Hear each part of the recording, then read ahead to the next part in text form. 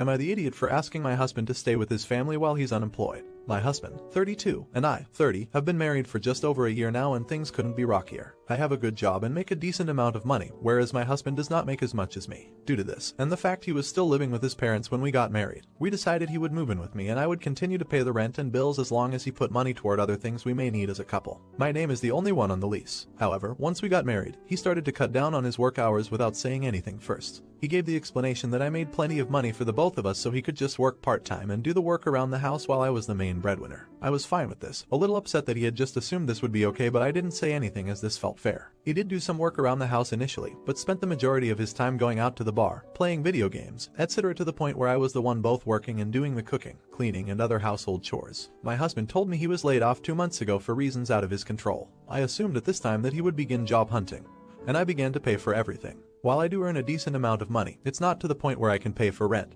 bills, groceries, insurance, contribute to emergency savings, and finance the lifestyle my husband had started indulging in. I began paying for his nights out, subbing him money for trips to look for work, etc., all while I was under the assumption he would be searching for a new job, at least to finance his hobbies. About a week ago, I asked him how the job hunt was going and he told me that he didn't feel like it was worth it. He said to me that he was comfortable with what we had now and I wasn't happy, to say the least. I confronted him about how I was doing everything to finance and take care of our household while he sat around and played video games. I was being an ass here, I'll admit, and during this argument he let slip that he had actually quit and never looked for another job. I was furious that he had lied to me and told him I didn't want him in my home right now. Fast forward to now, my in-laws are understanding to an extent but are calling me an idiot for not wanting him to come back home until he gets a job. I have seen my husband at this time but never in our home, always out somewhere. I no longer pay for everything and his attitude toward me is making me question our entire relationship. He's calling me an idiot for doing this to him, and I'm beginning to think he's right. Am I an idiot? You're the idiot for marrying such an incompetent partner. Why would you marry someone who still lived with his parents? You should always live with someone for a while before marrying them so you can see if you can in fact live with them. I lived with my wife for 2 years before I proposed. Kick his bum ass to the curb and find a competent mate,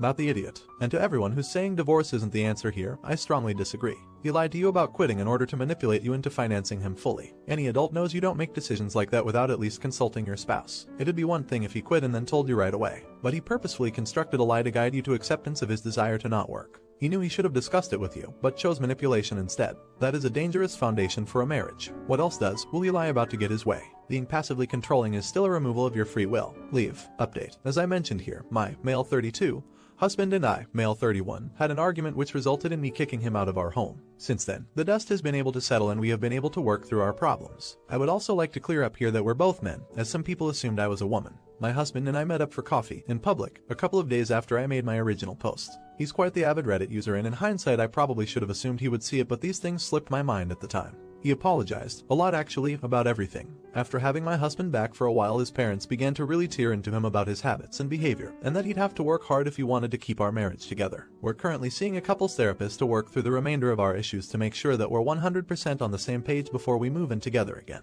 My husband also started working again, and moved into his own apartment, after working through some personal problems, and we're almost at a point where we're back to where we were before all of this. We talk every day, go on dates, etc. aside from sharing a space, and we're comfortable with this. I would like to admit here that I definitely wasn't as good a partner as I could have been. My husband's given me permission to share with you all that he'd been struggling with his mental health a lot in the time of his unemployment, and I feel ashamed that I was too busy with my work to notice. I didn't know at all. This isn't an excuse for mine nor his actions at all, but we're communicating and he's finally reaching out for the support he feels he needs. I'm happy with where we are and I feel like he's not hiding his true feelings and intentions from me anymore, which I kick myself every day for making him ever feel that way. Right now we're not planning on changing our financial arrangement or involving a lawyer like some of you suggested, as I don't want to cause myself or him any more stress. Some of you may disagree, as his parents have been gunning for me to change financial information, get rid of everything he has access to in case he attempts this again, but I trust him. This man is the love of my life, and if I can't believe that what he tells me is true, then I don't see a point in staying with him. Once again, thank you all for your support. This is my final and only update. Not the idiot.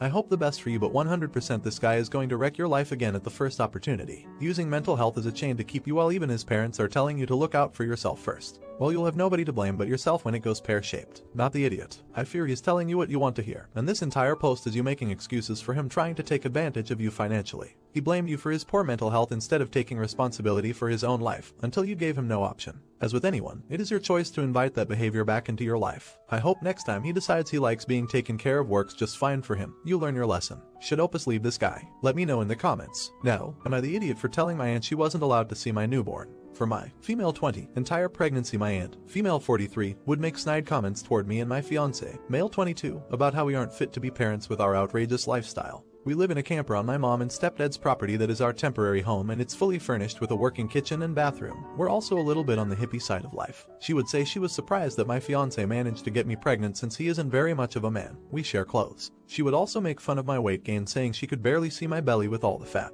I'm a pretty small woman, I think, and that eating for two isn't meant to be taken seriously. I tried to be kind to her in the beginning months of pregnancy because she had suffered through 2 miscarriages before I got pregnant. My fiancé has never been open about her being hurtful toward me and wouldn't let me write it off as her being upset over losing her babies, and I needed to set clear boundaries, so I did, and told her she couldn't see the baby without my permission. My aunt also has a history of breaking boundaries and calling CPS on family members because they don't have the same ideals that she does. Well, I just had a baby a month ago and finally felt well enough to visit my family. I have a rough relationship with my bio-dad's side of the family, and I'm truly only close with my grandparents and siblings. So this past Sunday I decided I was going to take my baby to my grandparents' house so they could meet their great-grandbaby.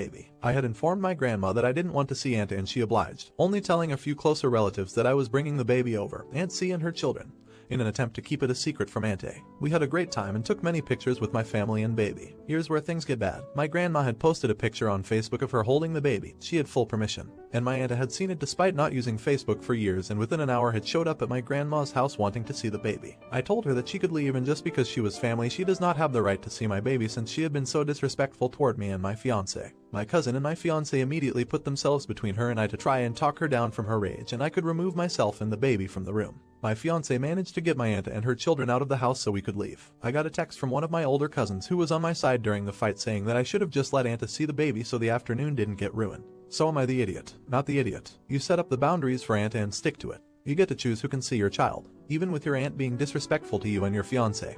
Who knows what sort of comments she will say about your child too?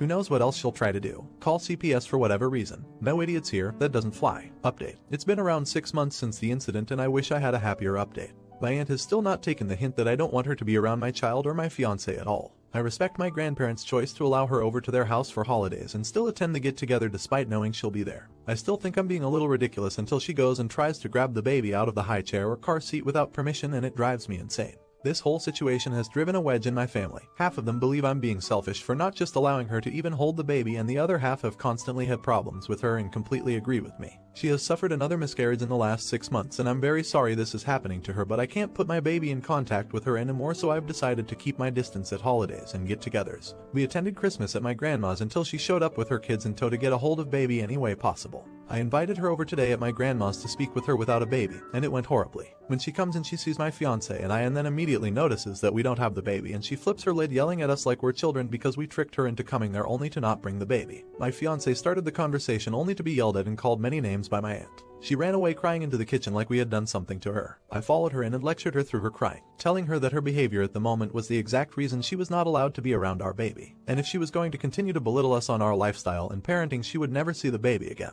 It felt silly to be lecturing someone 20 years my senior while she cried like a child. We left without saying anything else, and I held my tears in until we reached the car and sobbed the rest of the way home in the comfort of my fiance. That was hours ago at this point, and I still feel a little silly for how I'm acting, even though my aunt had shown how unstable she was to me today. But I don't want this to drive an even bigger wedge in my family. Not the idiot. Don't feel silly for protecting your child. That's what parents should do. Your aunt is driving the wedge between your family. It's unfortunate she can't have more children right now, but it's not an excuse for her behavior. She's wrong and needs to be held accountable. If she learns to manage her behavior, reconsider in the future. But she is not allowed to disrespect you and then think she's entitled to your child. It's not how it works. Not the idiot. Your aunt has an unhealthy obsession with your baby. If a stranger acted the same way, I think everyone in your family would want that stranger gone. I don't see how being blood-related changes her actions at all. She needs to get her poop together, and her enablers need to shut the hell up. Should Opus cut off this crazy aunt? Let me know in the comments. Now, am I the idiot for telling my parents they are irresponsible for getting pregnant for the 6th time? I am 19, female, my parents' second child. I have 3 brothers, 21, 13 and 7, and a sister, 16. We grew up poor and our parents were often dependent on financial help from relatives, friends etc. for raising us. This is because even though my dad has a mediocre job and my mom doesn't work, they just kept on popping out one kid after another. My parents are very religious and believe that children are a gift from God.